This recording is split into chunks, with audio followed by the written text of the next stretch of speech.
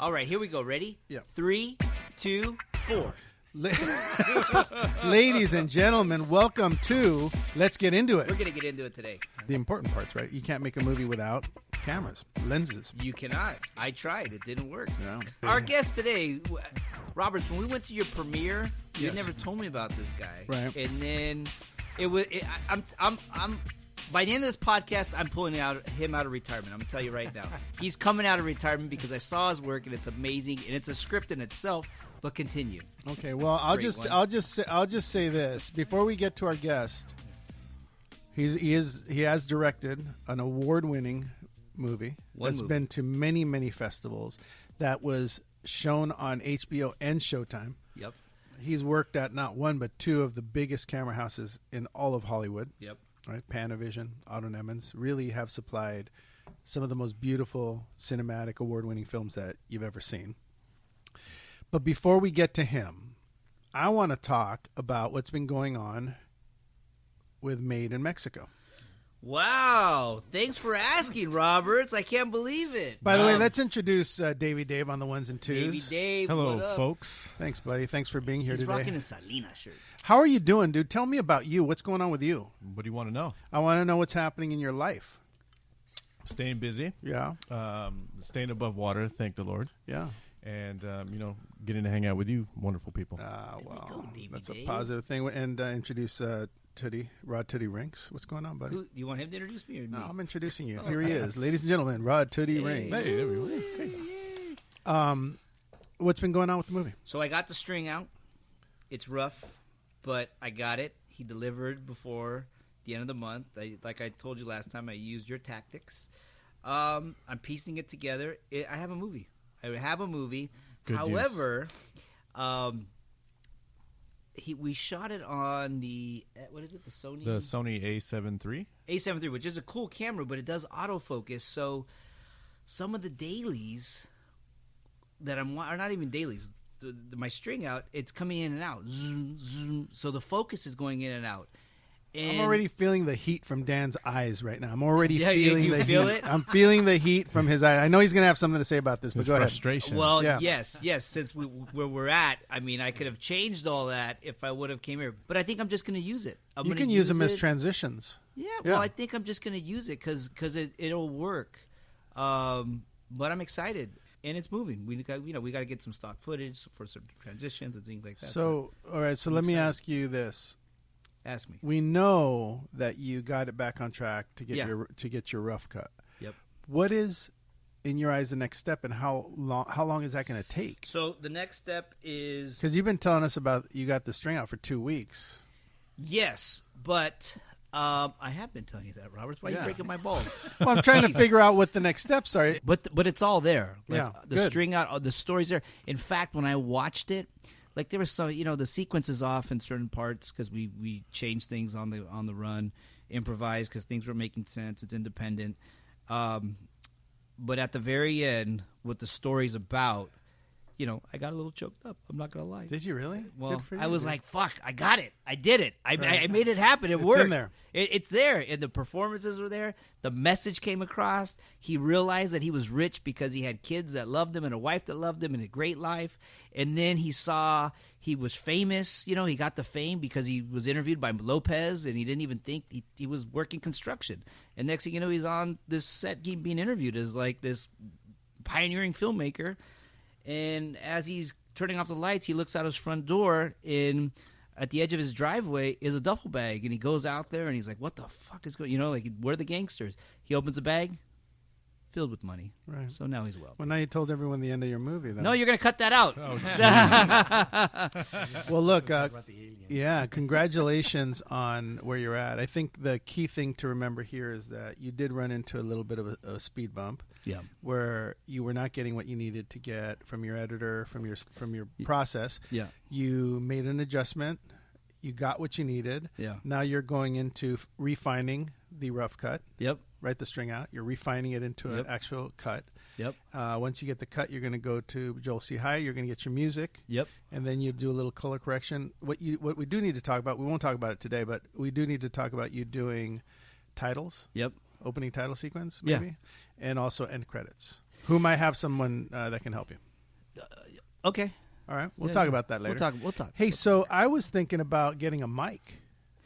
Branding a mic for myself. Oh, what were you Here thinking, we Joe go. Rogan? Hey, Joe Rogan, what were you I thinking, was thinking buddy? one of those Shure mics. I don't know. They're just for me. You guys could keep using the one you're thanks. using. That's Yeah, okay. yeah. We sound pretty good, man. We Don't do worry. No, I think we all sound good. Dave's doing a good job. Well, making Dave's us on sound the one good.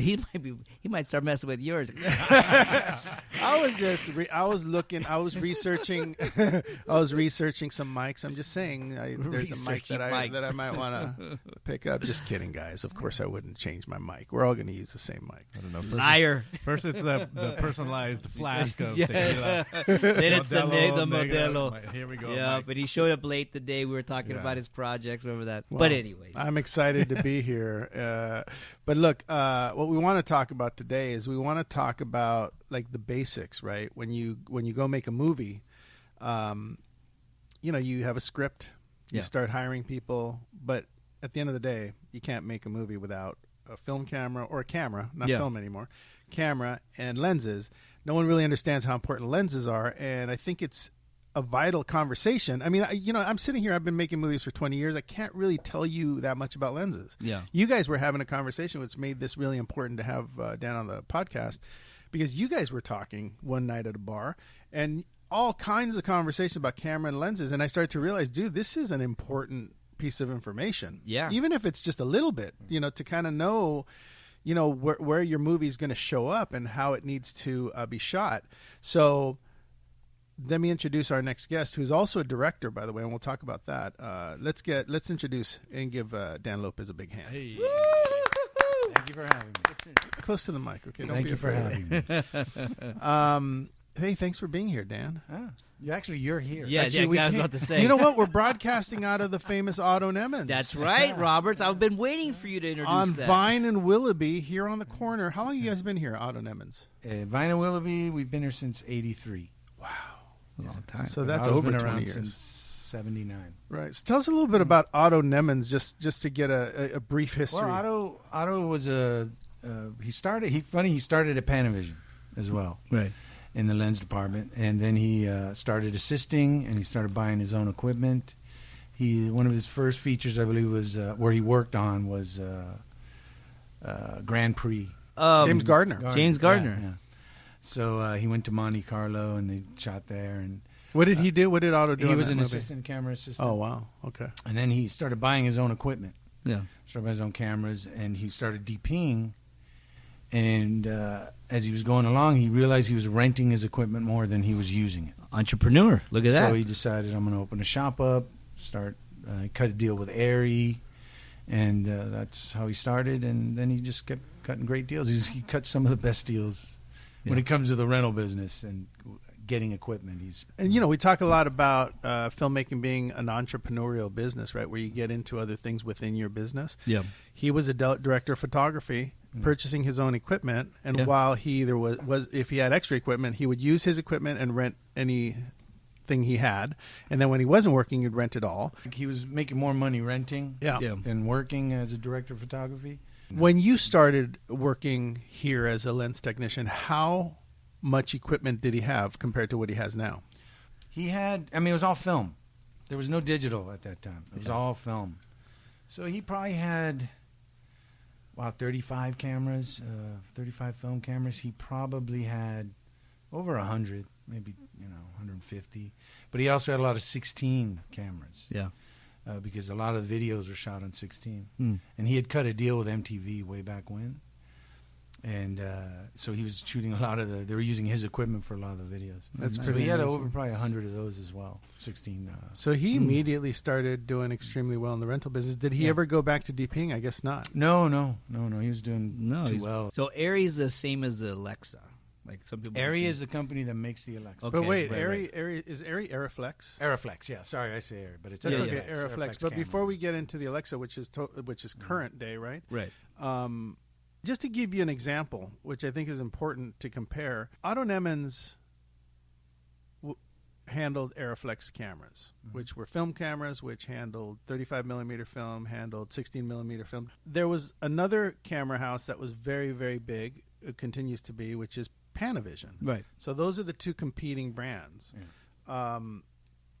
to do your movie, you had to either be shooting on Aeroflex or Panavision. Is there another type of camera that people shot on, or is that Back it? in the day, there was Aton.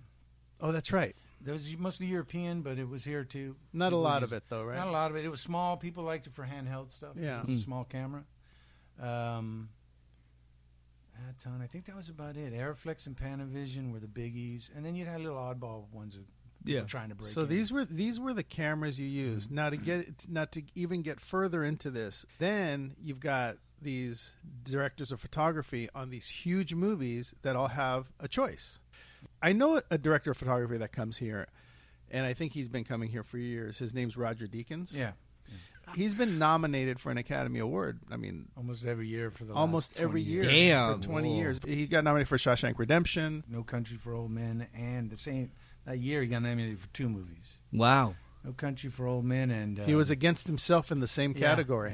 That's why they think he lost that year, because it was Yeah. Because his other self split his won? own But vote. his Yeah, he his split list his own vote. So. his list of credits are amazing. Barton Fink, right? Yeah, He's an airy guy. mostly he likes airy cameras. Yeah, so this is his place. This is where he comes. When he comes, picks his cameras and lenses and all that, this is where unless they he's, do it. Unless he's shooting in Europe, because getting equipment back and forth just easier to work in Europe. So what does he Yeah. go with there? Usually Airy? Airy Germany or Airy one of their Airy houses. Is over there. Airy from States or is it from No, Europe? they're German. They're German? Yeah, it's the Arnold and Richter. Those are Okay. the 2 guys. Okay. So they just split their name and made it. Airy. Did Terminator come out of here? Yeah, Terminator 2. Terminator 2. Yeah. So you're talking That about was a biggie. very, very, very big Yeah. directors of photography. Yeah. And I'm assuming every movie, when you do a big movie like Yeah. that, there's probably hundreds of, maybe millions of dollars spent in the camera department. From what I understand, depending on the budget of the movie, the camera is usually about, I want to say anywhere between 1% to 5%. So if your Okay. budget is $100 million, it kind of works that way. Yeah. Because they're going to order, and the thing is, for a lot of big movies, like we did the Fast and the Furious. That literally took almost all the equipment out of this building. They're using so much equipment. But almost every rental house in Hollywood had equipment on that show. Wow. Because they were just using so much equipment. Wow. So, I mean, that's kind of what happens. The main unit will come out of here, Yeah. but then all the secondary stuff will come out of the other rental house, because no one has, a show like that, they use so much stuff. I don't want to overdo it with this because obviously the listeners, some of them might not understand like what the point is of all of this. No, I guarantee you they all understand because our audience are independent filmmakers, and this is the stuff that we need to learn, need to know. But look, even as someone who has done quite a few movies, I did do a couple of documentaries recently. Yep. And I wanted desperately to shoot on an Alexa for the documentary. I think I made a mistake because I was so focused on getting an Alexa camera or 2 that I failed to understand that the people handling those cameras need to know what they're doing. Oh, right. Yeah. So I did rent and spend a bunch of money on an Alexa and whatever the mini version of that is. The Mini. Yeah, the mini is it called Tricky. the mini Alexa Alexa? Mini, Okay, yeah. Tricky. So I had 2 of those. Right, that's tricky. They're very original. I had 2 of those. I had one of each. Well, I have one of each, right? But I don't know that I used it to its full extent. Because you don't got to get think- the operator. Yeah, Yeah, because you I have to think have that who I used to DP did not understand, but they definitely said Yeah, they could. these aren't point and shoot cameras. No, right? No, they're not point and shoot. You need to know how to use them. So if you've got a little money and you're looking to rent an Alexa, you have to be very careful Yeah. who you hire to handle that camera. Yeah, you wanna hire someone or who- hire, if you're hip on a DP, I think you should hire that person's favorite camera. Yeah, no, absolutely. Now, Yeah, for some place like this, could somebody come in like Roberts, who just has endless amount of funds and could just do whatever he wants to do, including getting a new mic? Can he come in and say, "Hey, I want to shoot on Alexa. Do you guys have a list of people who could use them or DPs that you could recommend?" The marketing department can do that. They have a Oh. list of directors of photography that say, "Okay, here's some names. Like here's their agents." But look, as a producer, I would advise this: if you like a movie and you like how it looks,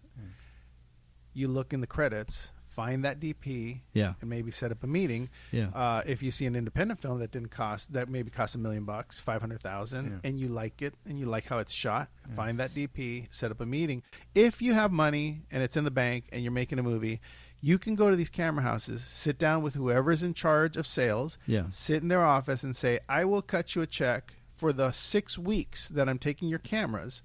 I'll cut you the entire amount right now. They will make you a deal because they would like to get that money up front. So great, you're going to pay me for everything. You have your insurance.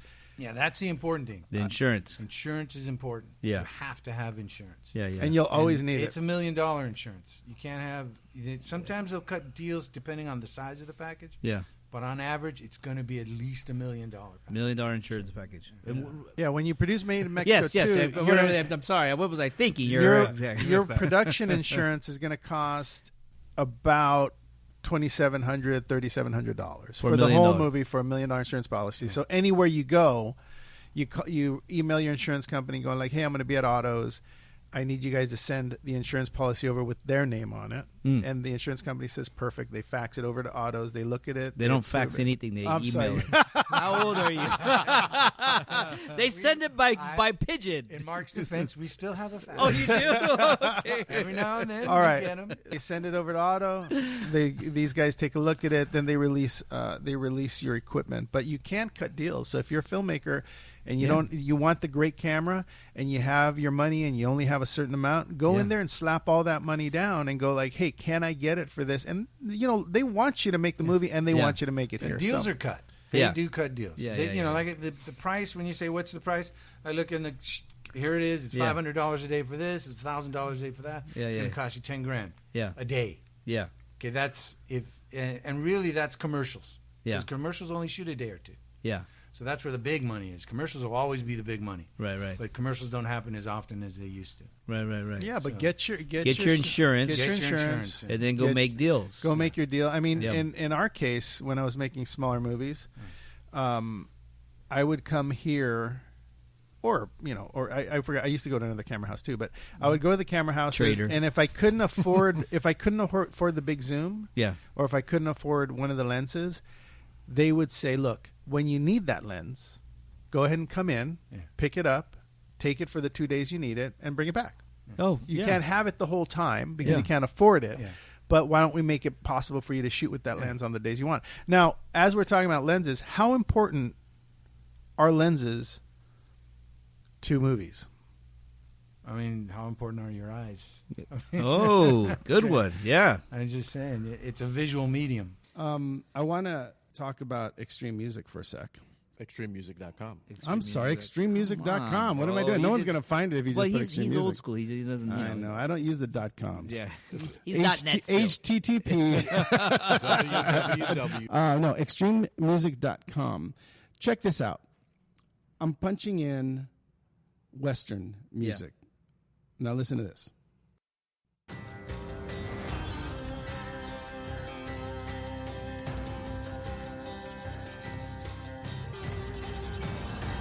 I want to be in a Western so bad. Listen, no, I do seriously, too, this dude. is like my dream. I wanna Western? do a If I Western. can be in a Western and knock it out, man. Wouldn't that be Dude, fun? you kind of look Western, though, in Made in Mexico. I got to show you a clip, dude. He's wearing the wife beater with the tattoos and the cowboy hat with the aviators. What is that scene like? What is the scene? What is like if you were to think of music that would work for that scene, what would it be like? Give me an example of what music you would use for the scene that we're talking about with Davey Dave and all of them. This What you particular can- scene, I would want to do kind of like spaghetti Western, kind of like. So watch this. You know So what I watch mean? this. Okay, spaghetti Western for this scene. Let's find out how quickly I can find something on extrememusic.com right now, and I'll play it for you and see what you think. Yeah.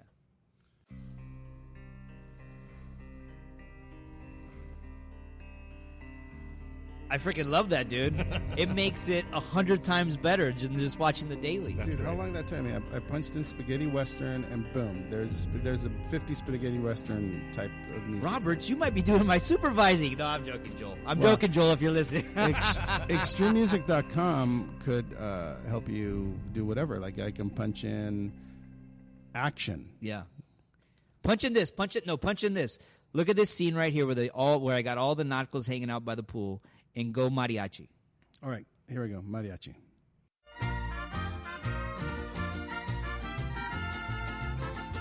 Dude, that is so freaking dope. There you go.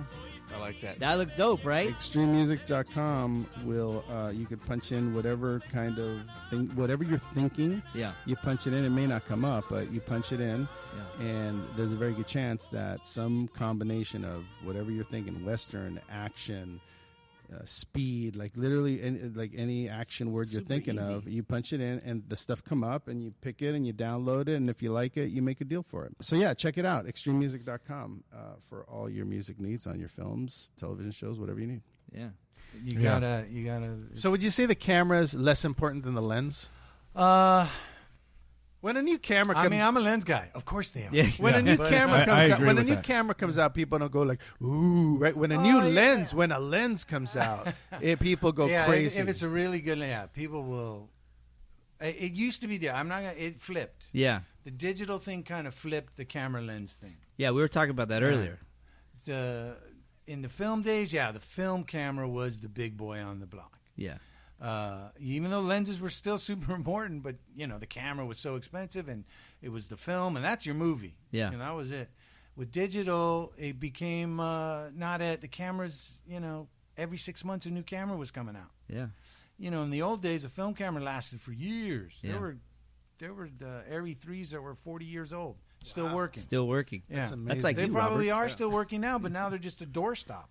But I mean, you could probably get it running. You put film in it, it'll run. Yeah. Those things were tanks. But digital cameras, like I said, every 6 months a new camera comes out, so people are a little leery of. But they basically stay the same for 5 years or so.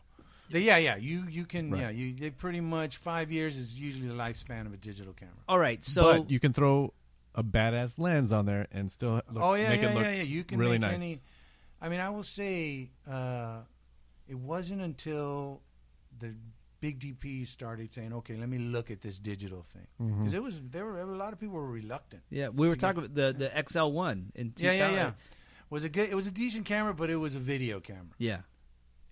Everyone looked at it and goes, "Oh, it's a nice camera," but no, it's video. We can see it's video. It looks like video. And they tried to, it's funny, a lot of companies tried making things that would make it look more like film. There was a company that made a spinning ground glass that you put between the lens and the sensor, and it would spin. So it gave it this sort of grainy look. Oh, right. Horrible? It wasn't bad. It was an interesting look. It almost looked like grain. The issue was the sound. You had this thing going whoosh, so you couldn't shoot sound. Right. So what was the digital camera that broke through, would you say?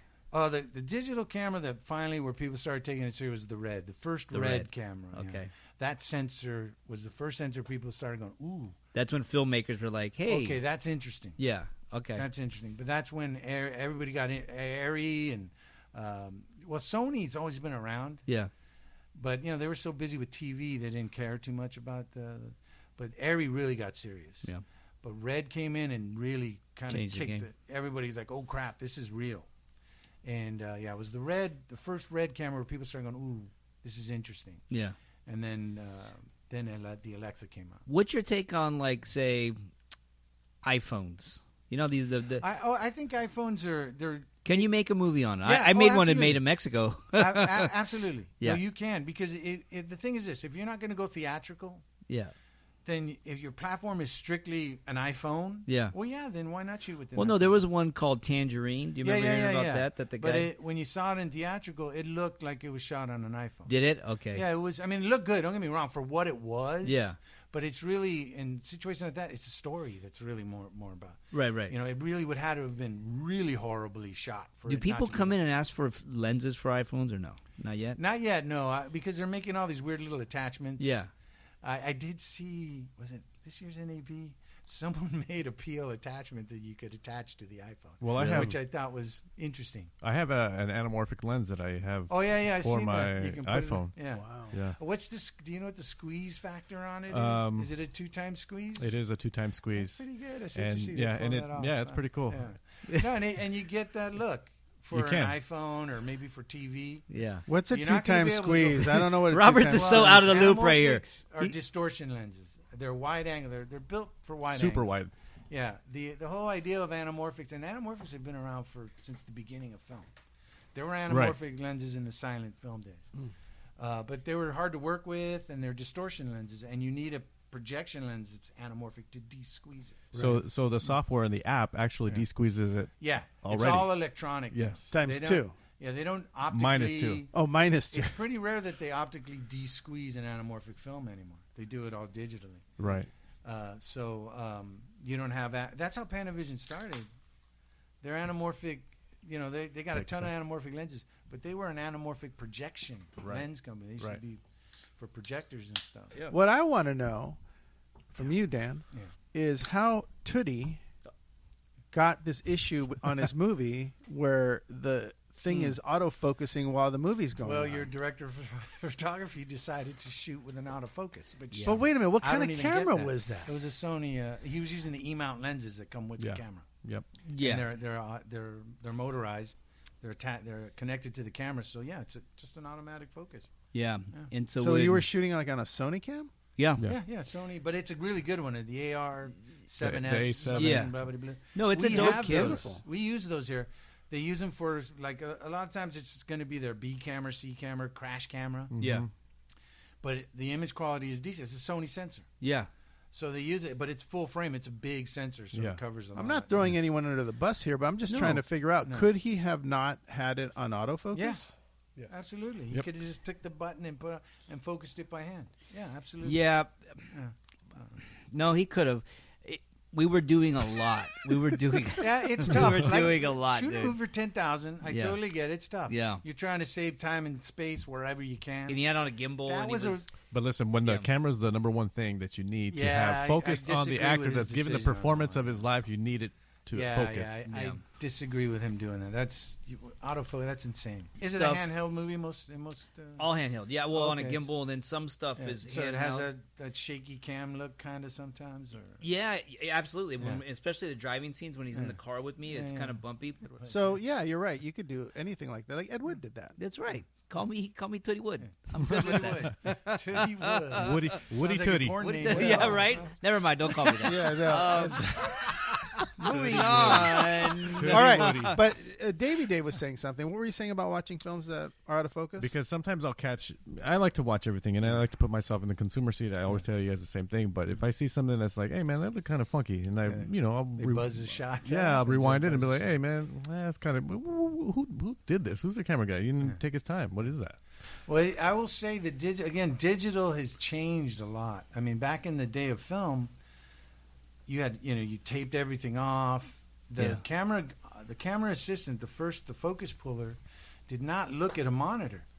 He looked at the lens and the distance, and he pulled focus. And he would watch the actor and know, like either he had marks or he had visual cues on the floor that he knew that's 6 feet, that's 10 feet, that's 12, and he was pulling focus. Yeah. Now they're just watching the monitor.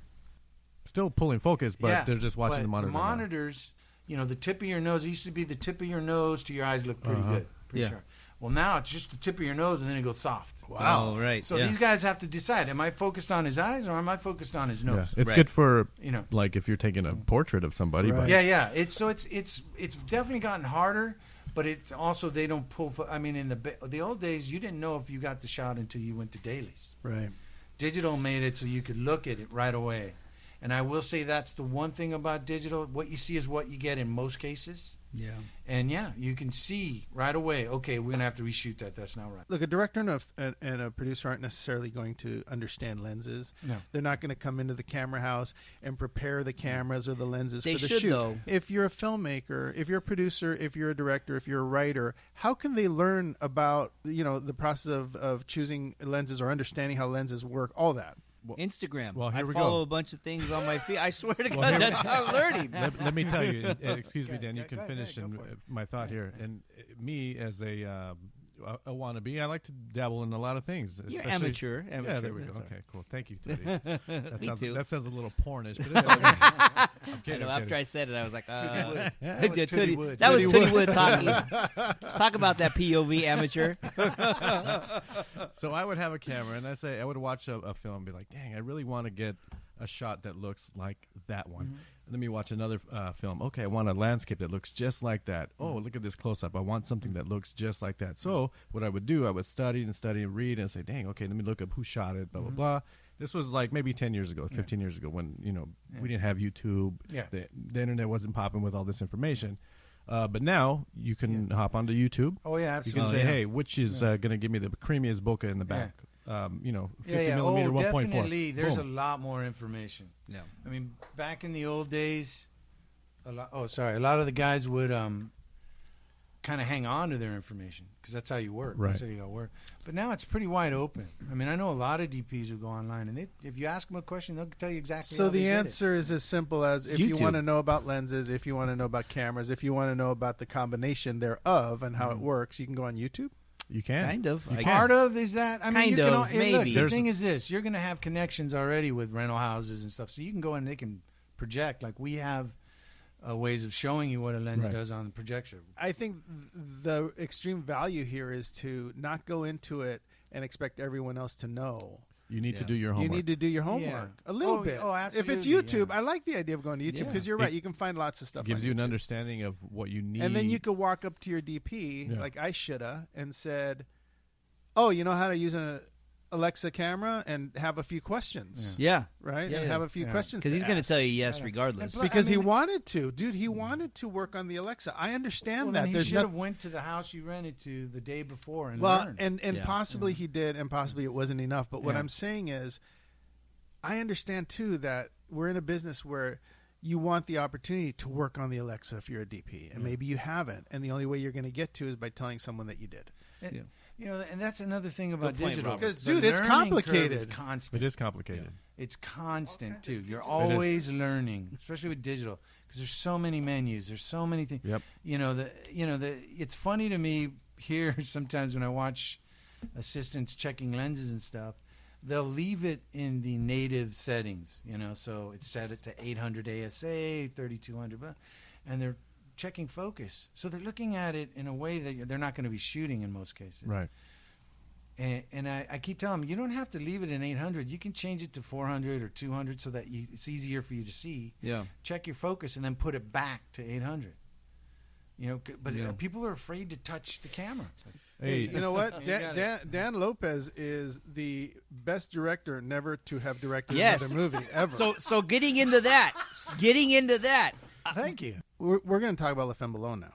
Yes. I just wanted to say this about it. La Femme Ballon, it's a must-see for Yep. sure. If you're listening to this, you must Where can we go find watch. it? Where can you we find it? find La Femme, Femme, Ballon, Ballon, on Facebook. And right there on that Facebook page, you can find the movie. It showed at more than 20 international film fests. It won the Faden Magazine Screenwriting Award. It won Showtime Latino Filmmakers Showcase. It won Best Fiction Short at the USA Film Festival. Best Short at the Emerald Eye Film Festival. Audience Dan Choice. Lopez. Audience Choice Emerald Eye Film Festival. Best Film IFP South Film Festival. It showed on HBO, Showtime, Sundance, and the Movie Channel. So La Femme Ballon came from writer, actor, director, producer Doug Van Bever. He's a tremendous writer, great collaborator of ours for years and years and years. He gave me a short, and I said, I don't produce shorts. I'm told not me interested in that. shorts. I don't want to do a short. I've never thought about doing a short. It's hard enough to do features. Like the last thing I want to do is cut my feature into 15 minutes. So I took the script with me on a plane. I was going somewhere, and I decided to crack it open and read it. I laughed so hard that I thought, dude, this could be really fun to do. My partner and I, actually, Lorena David and I read it, and we gave it to Dan. And Dan read it and said, I love it. Yeah. I'll direct it. And I said, great, I want you to direct it, but I also want you to fund it. Yeah, that's So Dan was like, look, if I wanted. I'll fund it, but I want to make it in French. Black and white. Black and white. Another And thing we that do it serious. that It's we were not- against. We're gonna make it. We're gonna play it straight. No tongue in cheek, right? Yeah, we're gonna play it straight as possible. I mean, it's a movie about a guy who loses his wife and has a rebound with a blow-up doll. Yeah. And all of the different emotions that go through that. Love at first sight to a was wonderful so good. romance to that romance falling apart to complete suicide at the end, right? She won't eat breakfast with them. Oh my, it's by the way, it's probably one of my favorite films I've ever made. Yeah. I really do think it's a beautiful movie, and if you are listening, I'd go check it out. Femme Ballon on Facebook. You decided to shoot it black and white. Yeah. We decided to make it in French, which was fine. Yeah.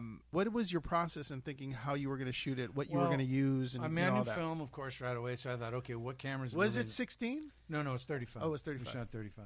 See, I'm a producer. So, I didn't even know. Because the guy I work with, Cameron, he's a director of photography. I said, "You want to do this? You want to shoot it?" He goes, "Yeah, I'll shoot it." I go, "I want to shoot it black and white." I go, "This is what I want to do." So he goes, "Okay, we could do this, and we talked about we wanted to have a certain look, sort of a washed look to it, and he goes, "We can pre-expose the film." I forgot what it was called. There's a term for it where you actually run the film. But we had this filter, this opaque filter in front, very thick, that only allowed a certain amount of light. So it's flashing. We flash the film. That's what you call it, flash it. Before you shoot on it. Shoot it. So we had to do that to all the rolls to give it that Yeah. look. When I talked to Cameron about what I wanted with the look, he goes, "We could do this." I said, "Let's do it." So we got all the film and we flashed all the film. Jeez. And then we shot the black and white stuff. And we used the Zeiss. At the time, there was a limited amount of lenses, but we used the Zeiss high speeds because the T13, I knew we were going to do some night stuff. So I thought we need as much, we're going to need some fast lenses. So, and we're shooting black and white, and they're high contrast. So I said, those are good high contrasty lenses. And he agreed. Yeah. Because we're lens guys. So he said, yeah, absolutely. Those are the way to go. So we went with those prime lenses, and we, that's how we figured out. And so important to film, dude. And it's amazing when you watch it. Because now that he's telling me this, when you watch the movie was shot in Los Angeles and San Diego. Doesn't look like it. We're at in all. France, right? Yeah. And if you watch that movie, you feel like you're in France. Yeah. And it's the idea. partially because of what you did, the process that you went through on the film. Otherwise, I don't know that it would have looked the same. I think it did help the look. I think it helped you feel like you were in. It was important to give it that. We wanted to give it that black and white new Buff wave, gone. French new wave look, Yeah. like the Truffaut. Yeah. Those kind of guys. I go, that's what I was thinking about. I want it to be something like that. But it was as successful an outing on an independent film that cost $15,000 Yeah. that you could have. There was a lot of those festivals paid money back. Yeah. They did. So there was. I'm going to guess that of the 15, probably about half of it came back in award Sounds dollars. about right. Yeah. But it was really fun to, and we went and had drinks on the night that it was showing on Showtime or HBO, and we rented a place and we all watched it, and it was a lot of fun. And I think it's a shame that you haven't directed another movie. I think I tried. Can I just tell one Doug Van Bever story? Yeah, please. Because we were getting ready to shoot, and I was working out the shot list, and I was doing a little shoot schedule. Doug Van Bever wrote and starred in the movie. Yeah. Doug is the lead. Yeah. The lover. Anyways, we were getting ready, and I kept going, the ending, it wasn't ending right. I didn't like the way that ended. And I go, Doug, we need something for the end. And he goes, well, there was a line I wanted to put in there, but I thought maybe it was too much. And he gave it to me, and I go, dude, that's exactly what I want. I go, that was perfect. And that's how the movie ends, with that line. With that line? The line is that he came up with it like a day or two before we started shooting. I go, we need a better line. Yeah. At the end, there's nothing there. And he goes, well, what about that one? And I go, done. That was perfect. Did Doug continue acting and writing? Oh, yeah. Yeah, he did. Yeah. Yeah. He was doing that. So with the success of that, I mean, I remember we were having drinks and we were all talking about this. It's such a great story. You said it was, but you're like, dude, it was tough because it was. Yeah. I actually got really sick. That's right. I got super sick we did our last shot. I had to take all the equipment to the place we rented, all the grip equipment and stuff. Right, because I, as producer, said, "Okay, see ya." Of course you did. You're at the bar. And, and I'm going to be honest. A lot of people work for free, so we made sure they ate and they stuff. Yeah. But I didn't want them doing a lot of that grunt work. Yeah. That they're not getting paid for. Yeah. So I did a lot of that stuff. At the end of the day, I would help pack things up and okay, I'll drive it to the place. Yeah. But I hadn't slept like in however many hours, and luckily the grip place was literally like about half a mile from where I lived. So I dropped the truck off, and I knew I'm fucking very ill. Yeah. I was You like, knew. oh yeah, I knew it. I go, I don't know if I'm gonna make it home. I may pass out. Oh my God! Like I was walking home, going, You're okay, at the bar. didn't know just that. focus. Yeah, I was asleep. Yeah, no, I'm spent. I hope I can make it home. So I collapsed into bed. I fell asleep for like 2 days. They started doing the edit and everything. I couldn't be there. I was too sick. Like I literally thought I was gonna die. Yeah. I was in bed going, I don't think I'm gonna live through this. Damn. You know, I was going, I may not die. I didn't know any of this. Dude. Lori had to come to get something from me for the thing. Thank God Cameron was there for the colorist to do it all correctly. But I was gone. I was out. I could not do anything. Kind of production That's you how much- running that's, over dude, there. that's how much it takes out of you to be a director and to be No, in charge. Yes, no. sir. Yes, That's sir. that's because he was wearing the producer's hat as well, running around doing all he that was, stuff. he was wearing the runner hat is what he was wearing, the assistant hat. Hands on. But it Yeah, was I didn't want to. it was an amazing experience. It was. And by the way, we had an amazing first AD. Got to throw out Oh, props yeah, to Deborah Henderson. Fantastic. Dude, No, she without her, it wouldn't was- have happened. She kept shit moving, Yeah. screaming and yelling. You know, it's sad because she was so good. Like a really good. She was so good. Kept it moving in a situation like a low budget. Yeah. Every day you have to get so many pages in. Yeah. Yeah, people hated her. Yeah. But that's because she was doing her fucking job. Yeah. She was a machine. She was She was awesome. terrific. Yeah. She was. It wouldn't have happened without her. That is one thing about movie making that I love the best. Yeah. It's a collaborative art. Yeah. You can do it by yourself. Yeah. You can take your iPhone and do it. Absolutely. You want to pull off the really good stuff?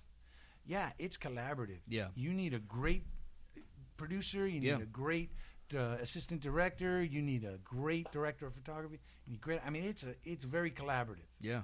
And that's one of the nice things about it, but that's also one of the hardest things about it. Yeah, Joaquin Phoenix on The Joker. I was listening to an interview with him.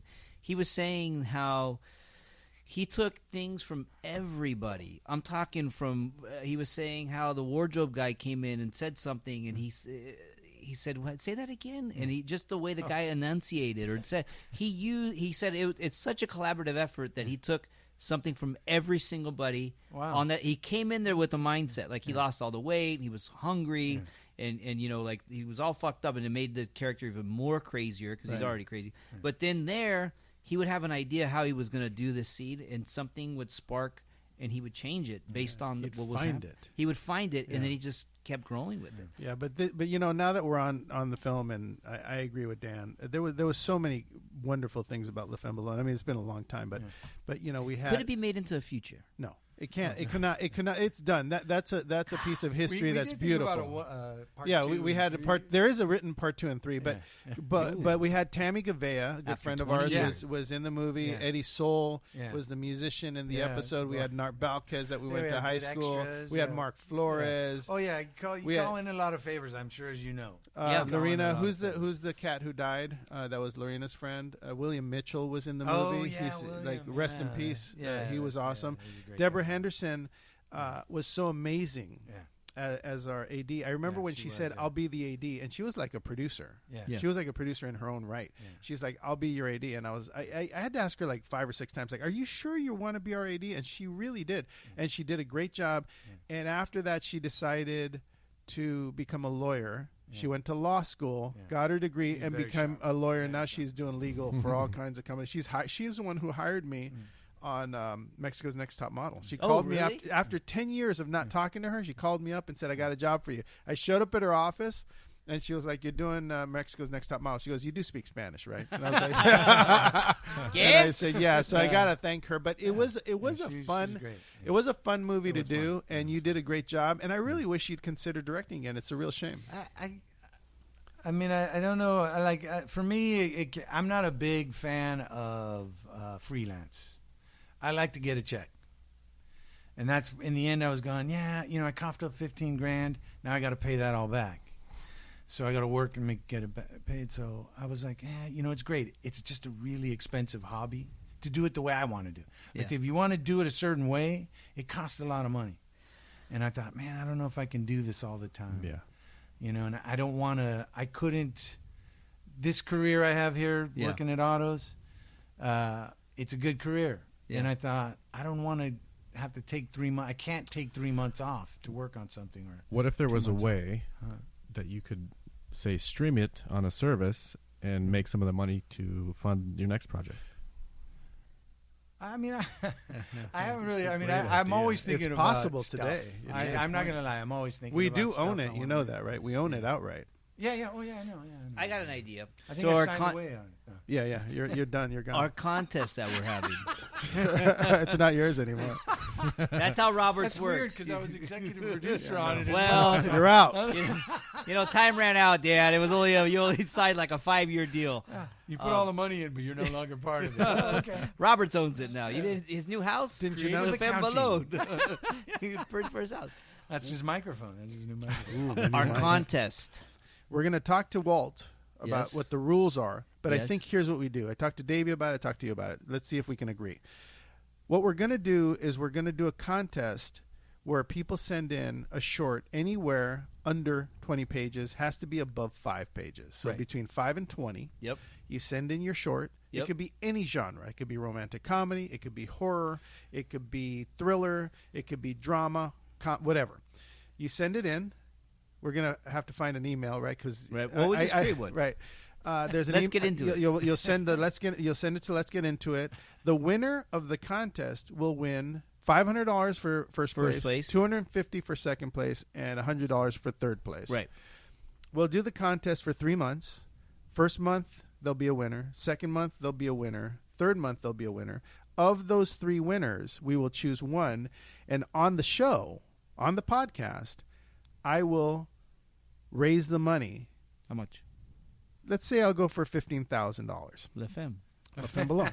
I'll go for $15,000, maybe 20. I'll make the phone calls right on the show to raise the money. We'll raise it. Everyone will hear how I raise it. Everyone will Hear the master in listen action? to it happen, and then you knuckleheads have to go produce the movie. Okay, that's fine. But I want to throw one thing out there. Dan, would you be willing to direct this? You're an award-winning director. Well, I imagine the winner is going to want to. No, not necessarily. He's a screenwriter. We don't know the rules. Yeah. We're making the rules, so the rules may have to. If it resonates with you, if you like it, like you read Le Femme He's got and you first liked crack. it, would you be interested? Sure, why not? Hey. Oh, he's out of retirement, ladies and gentlemen. Hey, well, yeah. No, this show is very inspirational. There you I'll go. give that. Listening is. to it, I'm going, Oh, That thank is. you. This is very exciting. Okay, so that's the rules. Here's what we're going to do to everyone who's listening. We're going to talk to Dan about potentially directing that movie. If you want, go watch La Femme Ballon on Facebook, and you'll We should find put a link. Can we put a link? Yeah, you'll We'll find it link it there. Check it out. In the next couple of weeks, we'll get Walter Batt to come up with the rules, the legal rules of our competition, and we'll get it started ASAP. So if you're listening, if you're thinking about doing a movie, if you'd like to start your idea, put it together. Yeah. I think this competition is going to be great because our podcast is all about making it happen. Yeah. If I'm out here preaching to everyone that I could raise money for my own things and do what I'm doing and produce, well, then I should prove it, right? So I'm willing to get on the show. Who is this guy? Wow. I'm willing What to get happened? on the What'd you do show with Robert? and raise the money for this unknown writer that's listening and love wants it. to do their thing, and we'll put it into festivals, and maybe it'll surpass La Femme Ballon. La Femme Ballon's definitely the most award-winning film I've ever done. 20 international film festivals and 7 wins and showed on Showtime. Amazing for a little shit That's that's black amazing. and white and in French. Yeah. You need to stream it, man. You need to stream it. Stream it. All right, so ladies and gentlemen, I think we had a really good time. We got into a lot of stuff. Hopefully there's something in here for somebody. We'll talk again very, very soon as next week. Thank you guys all for listening. Thank you, Dan, for being with us. We got to David, bring Dave, Dan back. Yeah. Appreciate you. To get more technical. Thanks for being here. Thank you to Otto Nemenz for letting us shoot in this beautiful. Yes. What is this place? The projection. Oh, this is a projection room. And hey, we'll talk to you guys next time on Let's Get Into It. Roberts, for being a filmmaker, you know nothing about certain things. I was out of my league in here.